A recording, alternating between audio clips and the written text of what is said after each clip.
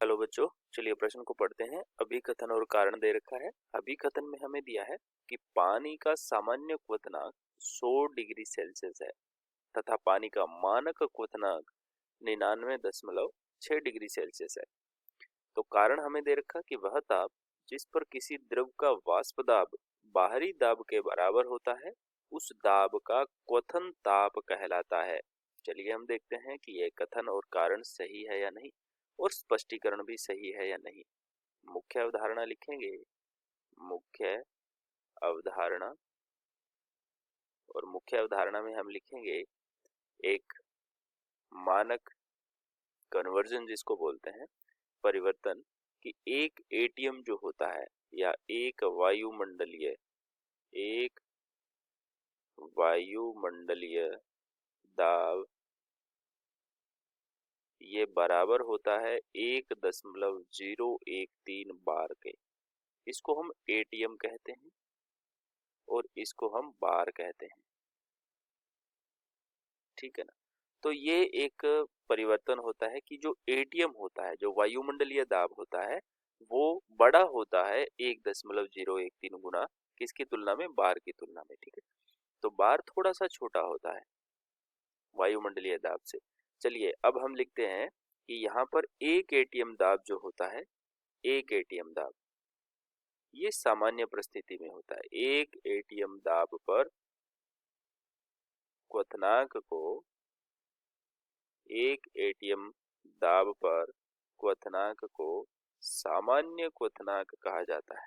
सामान्य क्वथनांक कहते हैं, ठीक है। लेकिन एक बार दाब पर, अब यहां लिखेंगे एक बार, यदि दाब एक बार हो, है ना, एक बार दाब पर किसी द्रव का क्वथनांक को किसी द्रव के क्वथनांक को मानक कहा जाता है। मानक क्वथनांक कहते हैं। ये बात समझ आ गई कि अगर एक एटीएम दाब पर लेंगे तो उसको सामान्य क्वथनांक कहेंगे, और एक बार दाब पर किसी का क्वथनांक ले रहे हैं द्रव का, तो उसे हम मानक क्वथनांक कहते हैं। और हम ये तो जानते ही हैं कि जो एटीएम दाब होता है, एटीएम दाब जो कि जिसे को हम सामान्य कहते हैं, सामान्य की तुलना में, एटीएम दाब की तुलना में बार दाब जो होता है वो थोड़ा कम होता है। बार दाब थोड़ा कम होता है। और बार दाब हम किसको कह रहे हैं, मानक को कह रहे हैं, ठीक है। थोड़ा कम होता है, इसलिए जो मानक होता है या मानक क्वथनांक जो हम ले रहे हैं वो कितना हो जाता है, 99.6 डिग्री सेल्सियस होता है। और सामान्य क्वथनांक कितना होता है, 100 डिग्री सेल्सियस होता है, ठीक है ना। तो ये फर्क होता है।